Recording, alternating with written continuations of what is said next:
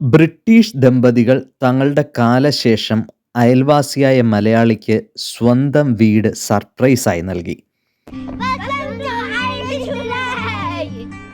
ഇന്ന് ഓർമ്മകളിൽ നിലനിൽക്കുന്ന മുൻ സൈനികൻ കൂടിയായ ജിമ്മി വിൽസണും ലില്ലി വിൽസണുമാണ് തങ്ങളുടെ മരണശേഷം കോടികൾ വിലമതിക്കുന്ന സ്വന്തം വീട് മലയാളിക്ക് ഇഷ്ടദാനമായി നൽകിയത്. 4 നൂറ്റാണ്ടുകളായി ഒരേ ഹൗസിംഗ് കോളനിയിലായിരുന്നു ബ്രിട്ടീഷ് ദമ്പതികളുടെയും ഈ മലയാളി കുടുംബത്തിൻ്റെയും താമസം. കണ്ണൂരിൽ നിന്നെത്തിയ ബിജുവും ഷേർലിയും 3 കുട്ടികളും അടങ്ങുന്നതാണ് ഈ മലയാളി കുടുംബം. ബിജുവിൻ്റെയും ഷേർലിയുടെയും ആദ്യ മകളായ ഡോൺ പിറന്നതിന് ശേഷമായിരുന്നു ഈ 2 കുടുംബങ്ങളും കൂടുതൽ അടുത്തത്. മലയാളി ദമ്പതികൾ ജോലിക്ക് പോകുമ്പോൾ സ്വന്തം മുത്തച്ഛനെയും മുത്തച്ഛിയെയും പോലെയാണ് ഡോണിനെ ഈ ബ്രിട്ടീഷ് ദമ്പതികൾ വളർത്തിക്കൊണ്ടുവന്നത്. ഡോണിനുണ്ടാവുന്ന ചെറിയ അസുഖങ്ങളിൽ പോലും സ്വന്തം പേരക്കുട്ടിയെപ്പോലെ കരുതുകയും സ്നേഹിക്കുകയും ചെയ്ത ഈ ബ്രിട്ടീഷ് ദമ്പതികൾക്ക് തിരിച്ചും ഹൃദയം നിറഞ്ഞ സ്നേഹവും താങ്ങും തണലുമൊക്കെയായി ഈ മലയാളി കുടുംബവും ഒപ്പമുണ്ടായിരുന്നു. ബിജുവിനും ഷേർലിക്കും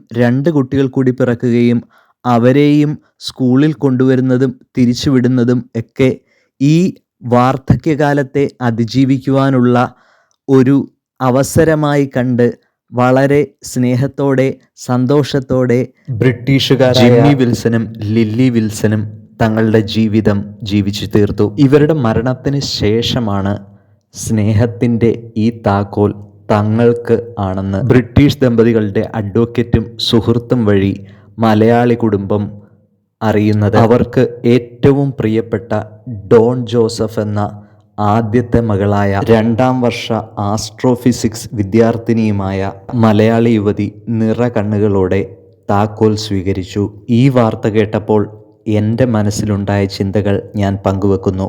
ബൈബിളിലെ നല്ല സമരിയാക്കാരൻ്റെ ഉപമ പോലെ സ്വന്തം രക്തബന്ധങ്ങളെക്കാൾ വിലമതിക്കുന്ന ഒരു സുഹൃത്തെങ്കിലും നമ്മളുടെ ജീവിതത്തിലും കടന്നു വന്നിട്ടുണ്ടെങ്കിൽ അതൊരു ഭാഗ്യമാണ്, ഒരു അനുഗ്രഹമാണ്. ലോകം ഒത്തിരിയേറെ പുരോഗമിച്ച ഈ കാലത്തും റേസിസത്തിന് വില കൽപ്പിക്കുന്ന ചില സായിപ്പുമാരുടെ സുപ്പീരിയോറിറ്റി കോംപ്ലക്സിനും എവിടെ ചെന്നാലും നമ്മൾ അവിടുത്തെ ബംഗാളികളായി പോകുന്നു എന്ന് സ്വയം പരിതപിക്കുന്ന മലയാളിയുടെ ഇൻഫീരിയോറിറ്റി കോംപ്ലക്സിനും ഏറ്റ ഒരു കനത്ത തിരിച്ചടിയാണ്, അല്ലെങ്കിൽ ഒരു നല്ല സന്ദേശമാണ് ഈ ബ്രിട്ടീഷ് മലയാളി കുടുംബങ്ങളുടെ അപൂർവ സ്നേഹം. ലോക സമസ്ത സുഖിനോ ഭവന്തു.